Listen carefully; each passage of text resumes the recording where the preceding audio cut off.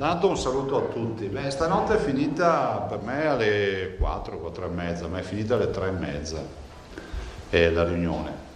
E vabbè, poi vi dico, grazie per essere qui, oggi posso dirvi buona domenica. Ma ho visto che c'è, tra l'altro, ho visto che c'è ci sono delle persone che hanno raccolto tutte le battute, le gaffe che ho fatto, mi sono messo a ridere da solo, cioè, non mi sono anche reso conto quante ve ne ho dette in tutti questi giorni. Però, sentite, quasi è la più bella. Prima di parlare Tasi. Ah sì, prima di parlare Tasi. Sì, no, frase veneta, no? Volevo dirvi due cose. Intanto grazie di essere qua e grazie del vostro sacrificio. Un saluto a tutti quelli che sono collegati. Andrei velocissimamente al bollettino. Comunque il bollettino è fondamentale proprio per il discorso che facciamo dopo. Passati 500.000 sono 506.000, sono di fatto 10.000 più di ieri.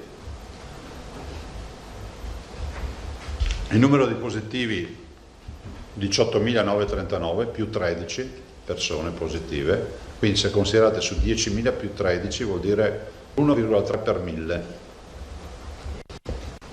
di positivi sui tamponi fatti. Isolamento sono 3.979, pensate anche ieri in queste 24 ore sono usciti 217 persone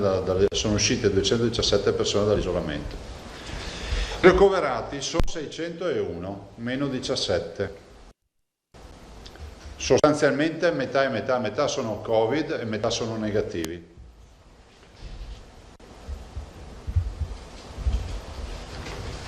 Le terapie intensive 50, anche qui metà e metà, metà, anzi se volete per l'esattezza dei 50, 22 sono positivi e 28 sono negativi.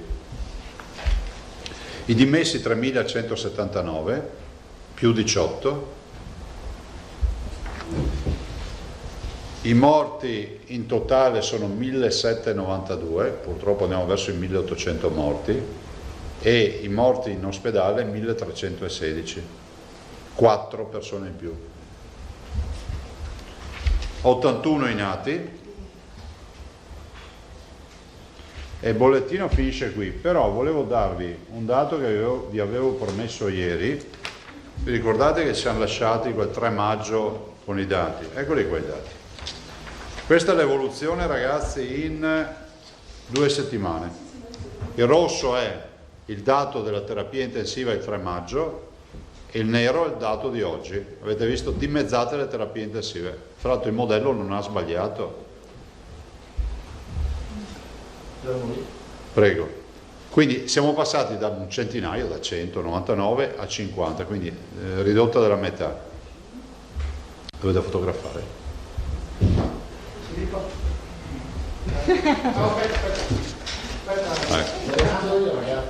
Ve le manda a Carlo. Invece i ricoverati, altro dato interessante, guardate cosa è accaduto.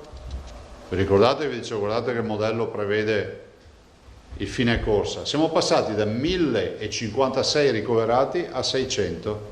Sposti 1056. Ecco. Quindi insomma i dati ci sono buoni. Ci permettono di fare dei ragionamenti, perché voi sapete che tutti i ragionamenti che faremo nelle prossime ore, da lunedì, non prescindono da questi dati. Se avessimo avuto un incremento di terapie intensive ricoverati, il problema sarebbe stato un problema assolutamente pesante. È altrettanto vero che se accadrà da qui al 2 giugno, vi dico già la data, che ci saranno incrementi, o strada facendo ci saranno incrementi di focolai, è inevitabile che dovremmo tornare indietro e dovremmo ripensare a quello che è tutta la partita dell'ordinanza. Allora, scusatemi, vi volevo dire una roba. Allora, voi sapete che il governo ha fatto un decreto legge al quale poi, per dar compimento all'operazione giuridica, si deve sommare un DPCM, un decreto del Presidente del Consiglio dei Ministri. Cosa è accaduto ieri? Ieri vi ho detto, guardate, noi le linee guida ce le abbiamo addirittura alcune, ce le abbiamo da più di un mese, ci siamo mossi in tempi non sospetti, abbiamo da subito pensato che prima o poi si sarebbe aperto e se apri deve avere le istruzioni per l'uso e per l'apertura. Abbiamo fatto un percorso per, diciamo, evitare che le istruzioni per l'uso e per l'apertura fossero le linee guida INAIL. Abbiamo fatto un incontro positivo col governo venerdì che si è concretizzato con un accordo. Quando parlo di governo parlo del Presidente del Consiglio in persona che ha incontrato i governatori, ci siamo incontrati, l'accordo era quale? Quello di passare direttamente a riconoscere le linee guida delle regioni.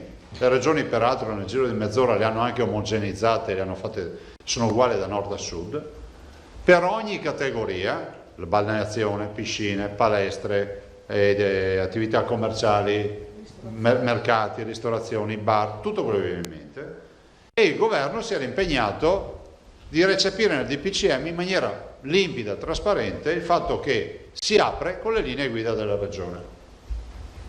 È accaduto che abbiamo visto una bozza di DPCM alla quale noi dovevamo dare l'intesa, perché la legge prevede che le regioni diano l'intesa, cioè dicono ok va bene, oppure le regioni possono dire va bene a condizione che mi modifichi queste parti, e la situazione un po' si è andata sul teso importante, nel senso che è andata in maniera, il dibattito si è sempre più alimentato, tanto è vero che dopo più riunioni ieri pomeriggio tra governatori si è deciso ieri in tarda serata, dopo l'ultima riunione, di incontrare il Presidente del Consiglio. Il Presidente del Consiglio si è presentato verso l'1 di notte, era su Palazzo Chigi, e era assieme al Ministro Boccia, e da lì ne è partita tutto un ragionamento, una discussione nella quale noi abbiamo ovviamente portato le nostre ragioni, cioè non è che il sistema del DPCM o delle ordinanze funziona col principio vai avanti te che a me viene da ridere.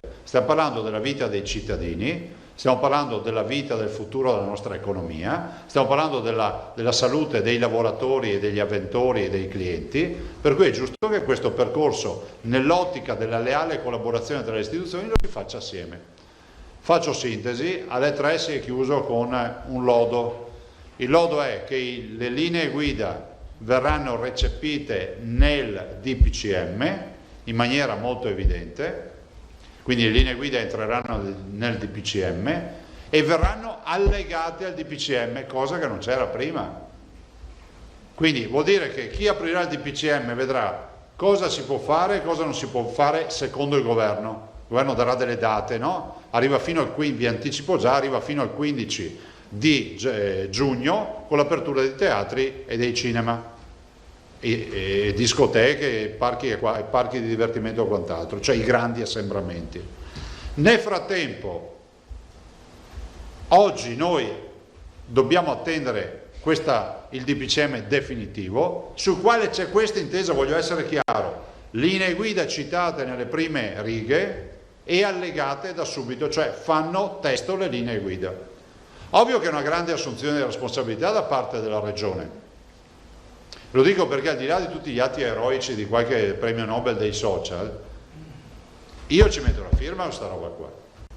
Ci metto la firma perché sono convinto che i veneti si meritino fiducia, perché abbiamo fatto un percorso assieme, ognuno di noi ci ha messo del proprio, no? Ce l'abbiamo messo noi, ce l'avete messo voi nella comunicazione, ce l'hanno messo per primi quelli della sanità nella cura, ma ce l'hanno messo tutti i veneti rispettando le regole. Adesso questo percorso diventa più complicato, sembra strano, no? Non siamo nella fase di discesa, ma siamo nella fase di salita.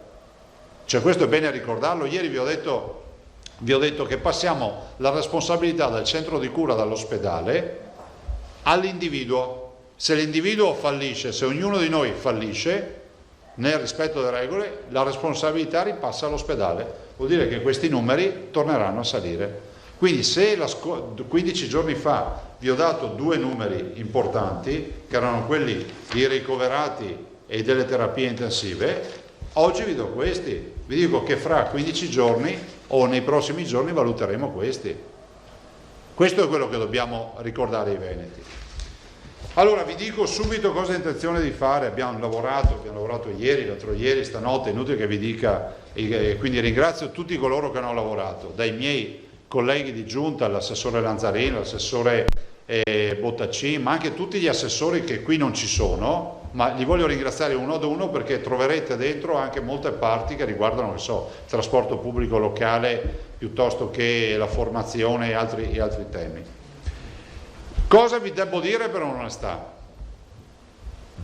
Vi ho detto 3 giorni fa, non vi do le linee guida perché dovete attendere, perché ho il pensiero che accadrà qualcosa ed è accaduto. Ieri vi ho detto non firmo l'ordinanza perché voglio vedere il DPCM, oggi vi dico l'ordinanza l'ho scritta, ci manca solo la mia firma, aspetto solo in via prudenziale, siccome abbiamo a che fare con Roma, e con Roma è sempre sorprese, in via prudenziale di vedere il testo. Dalle 4 di stamattina, che immagino abbiano iniziato a lavorare, immagino che a minuti o nel giro di qualche ora arrivi. Alle 15 hanno annunciato. A me basta solo mettere la firma, non c'è più niente da scrivere, però per correttezza ve lo inviamo il testo e lo metteremo online solo nel momento in cui ha la firma, perché non voglio creare, voi che siete comunicatori sapete meglio di me che se va in giro un testo, metti che devo fare una modifica, poi mi fuori un casino, perché dietro all'ordinanza ci sono i controlli, vi ricordo. Allora, l'ordinanza, io ve la faccio breve, dice sostanzialmente questo, fa un resumé di tutto quello che è accaduto e c'è un primo tema sull'ordinanza, l'ho voluto mettere al primo punto: i dispositivi di protezione individuale sono obbligatori e avviso già che la multa va da 500 euro a 3.000 euro, cioè senza mascherina ti prendi il lusso di beccarti un verbale da minimo 500 euro, minimo. Allora, io non sono per lo stato di polizia e la persecuzione dei cittadini, guardate, ho una visione molto liberale, però qui c'è una partita che va oltre l'individuo, è una partita della comunità. In queste ultime 24 ore, lo voglio dire, e che mi ha fatto anche molto arrabbiare, ne abbiamo parlato anche stamattina, ci sono arrivate una miriade di foto mandate da molti su Instagram, sui social, di centri tipo Verona, piuttosto che Venezia, Mestre, di tutto, di molte persone che o non hanno la mascherina o ce l'hanno al collo. Cioè, forse non ci siamo capiti.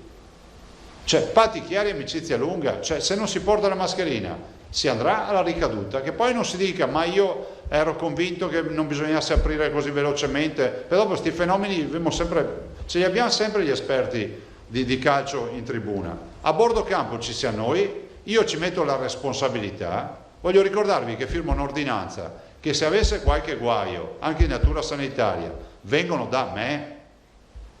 Vi è chiaro questo?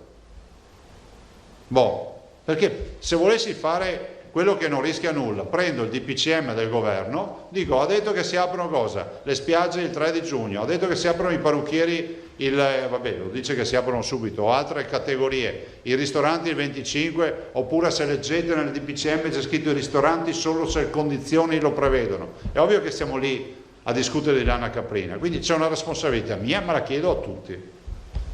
Sulle mascherine resta l'obbligo fuori dall'abitazione, restano le esenzioni per coloro che fanno attività fisica intensa. So che voi le sapete queste robe, ma lasciatemele ripetere. Chi fa attività fisica intensa, che vuol dire che se vai a fare la corsetta, fai jogging, la mascherina la devi tenere al collo, ma appena cominci a camminare te la devi rimettere su, non è che te la metti in borsa o la lasci in macchina per dire a chi ti controlla ma io ce l'ho, me la sono portata dietro. Quindi la mascherina non la porti solo in attività fisica intensa, vuol dire che se cammini e sei anche da solo la devi mettere. 2, non la portano i minori di 6 anni. 3, le persone che hanno disabilità o che hanno comprovati motivi per non portarla. Pensate a una persona che ha insufficienza respiratoria e che ha certificazioni per cui non può portare la mascherina. La mascherina salva la vita, punto. Gli spostamenti avvengono sempre all'interno del territorio regionale, lo scriviamo ancora nell'ordinanza, per ricordare che il tema del limite degli spostamenti tra regioni decadrà secondo il DPCM dal 3 di giugno, il che vuol dire che fino alle ore 24, a meno che non si cambino i DPCM, non ci siano altre direttive, del 2 non si possono fare spostamenti fuori regione. Abbiamo voluto inserire nell'ordinanza comunque la possibilità di accordi per la visita congiunti tra province con termini di regioni, di diverse regioni, Treviso con Belluno, Treviso con Pordenone piuttosto che Rovigo con Ferrara, eccetera, qualora i presidenti di regione sottoscrivano un accordo. Noi l'abbiamo già sottoscritto con Trento e l'abbiamo già sottoscritto con il Friuli Venezia Giulia, previa comunicazione dell'accordo ai prefetti. Quali sono le attività? Guardate, ve la faccio breve adesso, ma sta roba sui dispositivi, guardate, ci preoccupa moltissimo. Cosa apriamo da lunedì? Allora, l'ordinanza avrà allegato 2 allegati, che sono un blocco di linee guida per tutta una serie di attività e un altro blocco di linee guida per le altre attività, ma in ogni voce che dico c'è scritto l'allegato da leggere, quindi è semplicissima, è tutta per titoli, per cui non ci si perde in pastoie, è poco giuridica ma tanto pratica, quindi si capisce velocemente. I titoli sono: ristorazione, aperto ogni tipo di somministrazione di bevande e alimenti, bar compresi, il che vuol dire che stiamo parlando di ristoranti, trattorie, pizzerie, bar, pub, pasticcerie, gelaterie, rosticcerie, insomma tutto quello che vi viene in mente che vende cibo, alimenti o bevande, somministra e vende anche per fare l'asporto. Stabilimenti balneari, sempre da lunedì, siamo forse una delle poche regioni, siamo pochi, almeno sentendo i colleghi che... Quindi che vuol dire? Che tu non è che vai lì lunedì mattina e pretendi di avere l'ombrellone, diamo un minimo di respiro ai nostri operatori di organizzarsi e si prepareranno magari per qualche cliente veneto che hanno o per i weekend. Sempre allegato 1, cioè ricordo i 10 metri quadrati per l'ombrellone, ricordo il distanziamento sociale, cos'è? 1,5 metri per gli sdraio, 1,5 metri per gli sdraio, eccetera. 12 metri? 10 per l'ombrellone. Sì. Strutture ricettive, tutte aperte da lunedì, alberghi, bed and breakfast, agriturismi e tutte le altre strutture alberghiere ed extra alberghiere. Abbiamo messo sta dicitura per non dimenticare nessuno. Sono 480.000 posti letto in Veneto questi, cioè non è una roba da poco. Rifugi alpini, trovate proprio anche qui sempre con l'allegato, campeggi, quindi tutte le strutture turistiche open air. Voi sapete che siamo la realtà open air più grande d'Europa, pensate il solo Cavallino fa 9 milioni di presenze turistiche, abbiamo un campeggio che fa 11.000 presenze al giorno e stiamo parlando di case mobili, campeggi, tende, roulotte, tutto l'abbiamo anche specificato.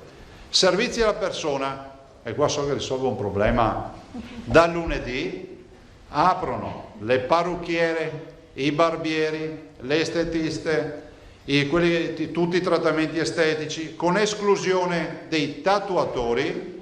Qui c'è proprio un divieto per ora, non dipende da noi, ma c'è proprio una disposizione sanitaria, ma apriranno e noi auguriamo anche a loro che aprano nel giro non dico di mesi, di qualche giorno o alla volta della prossima settimana. Dei trattamenti con bagno turco, quindi la estetista che ha il bagno turco lo deve tenere spento, ma anche l'albergo che ha il bagno turco lo deve tenere spento, le saune e le attività termali. Questo è sempre previsto dalla legge nazionale. No, a meno che non siano somministrazione di LEA, ma anche queste sono partite che risolviamo velocemente, noi stiamo spingendo anche per poter far questo. Commercio a dettaglio, tutto. Qua nell'ordinanza troverete scritta una frase che ho voluto che scrivesse: senza alcuna esclusione di categoria merceologica, tutto, senza tutte le fantasie dei bidoni per disinfettare, ste robe, e linee guida molto easy, ma che devono essere rispettate: la mascherina se vai nel negozio, la disinfezione delle mani, i guanti per toccare gli indumenti e ste storie, fine, se no bisogna passare alle disinfezioni. La disinfezione locale è prevista, ma non si sta, abbiamo fatto delle linee guida per evitare di stare lì a prendere ogni maglietta e disinfettarla ogni volta, perché sennò diventa una croce. Uffici aperti, commercio al dettaglio su aree pubbliche, aperti tutti i mercati settimanali, i mercati agricoli, le fiere, i mercatini, fiere intesi come fiere questo forse lo potremmo anche specificare un po' meglio, non scrivete la parola fiere perché va specificato meglio. Mercatini degli hobbisti, quindi il mercatino dell'antiquariato, ste robe, e dell'usato, e gli ambulanti, paninaro che si ferma, o il gelatiere che si ferma nella piazzetta del paese un'oretta, ecco, tutti aperti. Uffici, ovviamente tutti hanno le loro regole per esercitare. Uffici aperti al pubblico. Tutti gli esercizi di servizio anche professionale, compresi le agenzie di commercio immobiliari, quindi tutte le attività immobiliari, quelli di istruzione non scolastica e professionale, con accesso di persone a locali chiusi, comprese le lezioni di pratica sportiva, fermo il rispetto del distanziamento di 2 metri, c'è tutto il tema della pratica. Poi andiamo avanti. Le autoscuole, quindi tutte le autoscuole, guardate, io evito di tirarvela lunga. Le attività di produzione teatrale, vuol dire teatri aperti senza pubblico, le compagnie che devono preparare lo spettacolo. Si dice dal DPCM che dovrebbero entrare in esercizio, in attività dal 15 di giugno. Nel frattempo uno si attrezza, fanno le prove e fanno tutte le attività che devono fare. Le piscine, stiamo sempre parlando di lunedì 18, piscine pubbliche e private, anche inserite in strutture già adibite in via principale ad altre attività. Pensate alla piscina dell'albergo, ma anche la piscina dell'agriturismo, del campeggio, sempre con le linee guida. Anche quelle condominiali, quindi? Sì, Okay. tutte, pubbliche e private, un'altra che era l'appartamento al mare. No, hanno chiamato, comunque... Voi avete sempre un amico che ve l'ha chiesto. Palestre. Tutte le palestre di soggetti pubblici o privati per pratica di attività fisica anche con modalità a corsi. Cioè uno fa il Tabata o cosa si fa? Pilates, grazie, non mi veniva il nome. Nordic walking lo fai per aerobica, basso può fare Nordic walking. Ecco. Presidente, ma senza contatti però. Sì, c'è la distanza con attività fisica intensa oltre i 2 metri. No, mi chiedevo la danza. No, non previsto il contatto fisico ovviamente. Sottolineo, grazie. Quindi non è che uno può fare judo o roba del genere. Sempre con le linee qui, o il tango, ecco. Carlo, chissà perché ti è venuto in mente il tango. Con tutte le robe che poteva venirti in mente. Senza contatto fisico interpersonale ovviamente. Impianti sportivi, tutti gli impianti sportivi all'aperto con strutture al chiuso per servizi comuni quali spogliatoi, quindi campo di calcio, l'attività all'aperto, ovviamente poi avranno gli spogliatoi e quant'altro. Manutenzione del verde, l'abbiamo messa dentro, voi sapete che noi siamo tra i pochissimi che avevano autorizzato la manutenzione del verde pubblico e privato, vi ricordate le ordinanze? L'abbiamo messa dentro perché adesso abbiamo le linee guida, prima non ce le avevamo e quindi l'abbiamo rimessa dentro con l'allegato alle linee guida. Perché, scusi, per non sbagliare, ha parlato di calcetto, non si può fare calcetto. No. Si può utilizzare lo spogliatoio del calcetto ma senza dover Guarda, gli impianti sportivi all'aperto con strutture chiuse per i servizi, quindi all'aperto sì. Si può giocare a calcetto? All'aperto sì. Sì. Ma c'è il contatto fisico però. Prego? Ma c'è il contatto fisico? Posso stare a 2 metri giocando a calcio? Possono fare allenamento, però l'hanno messo anche per lo sport di squadra. C'è. Allenamento senza... Ma questa è una decisione nazionale, non nostra. Voi mi sembra di aver capito che non si può, non volevo venisse... La specifichiamo con una FAQ perché non compete a noi. Ok, grazie. Musei, archivi e biblioteche, strutture di enti locali e soggetti pubblici e privati aventi natura di musei, archivi e biblioteche si aprono. Parchi zoologici e riserve naturali, perché in Veneto abbiamo anche le riserve naturali e i parchi zoologici, vi ricordo. Anche i giardini botanici, vabbè, io vi ho letto il titolo. Poi abbiamo per il TPL, trasporto pubblico locale, e poi gli impianti a fune, quindi tutto il tema delle seggiovie, è un tema molto dibattuto che viene risolto con l'apertura direttamente da lunedì. Attività sospese. Sono sospese le attività dei centri termali, ve l'ho annunciato prima, voi la troverete nella voce cura della persona, no? Fatta eccezione che per l'erogazione di prestazioni rientranti nei livelli essenziali di assistenza, cioè la cura. quindi a cura sanitaria, centri culturali e centri sociali sono sospesi, sale gioco, sale scommesse, sale bingo, discoteche e locali assimilati. C'è tutto il tema anche dei parchi divertimento, che qua nella bozza non vedo e forse è meglio metterlo qui, a parte il fatto che non sono autorizzate per legge, per cui orari e giornate, troverete un titolo che dice orari e giornate degli esercizi commerciali. Abbiamo voluto mettere questo per dire si riparte, bisogna evitare l'assembramento, quindi chiediamo ai comuni di essere disponibili, e quindi approfitto per ringraziare tutti i sindaci che hanno fatto assieme a noi questo percorso in questi mesi, di ampliare se serve, qualora servisse, l'orario di lavoro. Penso a una parrucchiera, potrebbe dirvi guarda, noi canonicamente chiudiamo il lunedì, ma visto e considerato che abbiamo 3 mesi di arretrato, invece di ingrommare su tutti i clienti in 6 giorni, magari fammeli diluire in 7 giorni, cioè insomma di chiedere elasticità negli orari in modo tale che gli operatori riescano anche a evadere quello che è il magazzino e il pregresso di lavoro.